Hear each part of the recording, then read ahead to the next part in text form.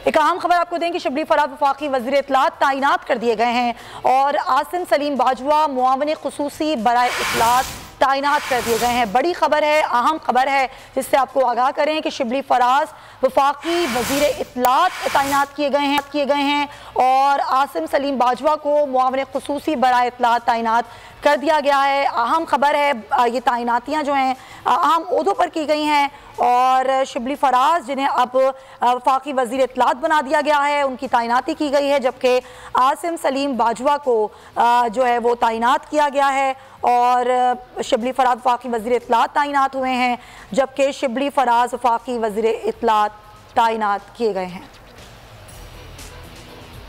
और साथ साथ आपको यही खबर दे देंगे फिरदौस आशिक अवान को डी नोटिफाई कर दिया गया है। वो मुआविन खुसूसी बराए इत्तलात की फ़राइज़ की सरअंजामदही कर रही थी और अब उनको डी नोटिफाई कर दिया गया है। ये अहम तैनातियाँ जो कि सामने आई हैं, आसिम सलीम बाजवा जिन्हें मुआविन खुसूसी बराए इत्तलात तैनात किया गया है, इससे पहले फिरदौस आशिक अवान जो हैं इससे पहले ये इस पर अब तैनात थी, उनको डी नोटिफाई किया गया है और आसिम सलीम बाजवा जो हैं अब वो मुआविन खुसूसी बराए इत्तलात तैनात कर दिए गए हैं, जबकि शबली फराज को वफाकी वज़ीर इत्तलात तैनात कर दिया गया है।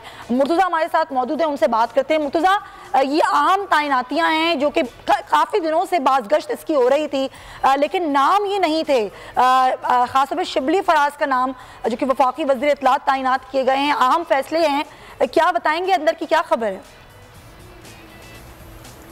जी, इससे पहले मुशावरत जारी थी और कई नाम ज़ेरे गौर आ रहे थे। से इस पैंडेमिक की सूरत हाल में पहले तो ये फ़ैसला किया गया था कि शायद अभी इन्हें तब्दील ना किया जाए और इसी एतबार से शहबाज गिल जो हैं उन्हें पंजाब से यहाँ लाया गया था, उनको भी कुछ दिन देखा गया, लेकिन वो भी इस हवाले से जो सूरत हाल थी उसमें उनका किरदार सामने नहीं बन रहा था। तो शबली फराज एक मैच्योर शख्सियत हैं, सेनेटर हैं और उनके तमाम सियासी जमातों से राब्ते भी हैं, तो इस एतबार से उन्हें ये ज़िम्मेदारी जो है वो दी गई है। गुज़श्ता रोज़ ही ये फ़ैसला किया गया था, लेकिन इस पर जो अमल दरामद है आज इसका अभी ऐलान किया गया है और साथ उनके आसिम सलीम बाजवा जो हैं साबिक़ तर्जमान DGISPR जो रहे हैं वो भी, और इसके साथ साथ उनके पास CPEC अथॉरिटी के चेयरमैन का भी ओहदा है, तो उन्हें मुआविन ख़ुसूसी मुकर्रर किया गया है वज़ीर आज़म का इत्तलात के हवाले से। तो ये दोनों तैनातियाँ इंतहाई अहम हैं इस एतबार से, क्योंकि इस वक्त मीडिया के हवाले से पाकिस्तान का किरदार जो है पूरी दुनिया में उसको अहमियत दी जा रही है। उसके साथ साथ स्ट्रेटजिकली भी हम ये देख रहे हैं कि इस वक्त पाकिस्तान की जो सूरत हाल है वो हमें अभी आपने जो ख़बर ब्रेक की कि क्या सूरत हाल है इंडिया की और क्या इस वक्त जब पैंडेमिक है पूरी दुनिया में, और लेकिन हमें ख़तरा है एक अज़ली दुश्मन की जानिब से और वो हर वक्त लाइन ऑफ कंट्रोल पे कुछ ना कुछ इस तरह की हरकतें करता है। तो हमें फ्रंट फुट पे इस तरह के जो मीडिया देखने वाले लोग हैं उनकी ज़रूरत थी, क्योंकि जिस तरह से आपने जो भी बात की थी 18वीं तरमीम की, तो उस एतबार से भी हमें इस तरह के लोग, मैच्योर लोग हमें चाहिए हैं जो बातचीत जिसका आगाज़ किया गया है। जिस तरह आप ये देख रही हैं कि NCOC जो है वहाँ पे असद उमर साहब आपको मुकम्मल तौर पे ऐसा नज़र आते हैं कि वो ही कंट्रोल कर रहे हैं, national command and control centre जो है उसको वो देख रहे हैं मुकम्मल तौर पे। तो उसी तरह के मैच्योर लोग नीचे भी टीम में मज़ीद ज़रूरत थी, जिस तरह से अभी शबली फराज साहब की जो तैनाती है वो सामने आई है।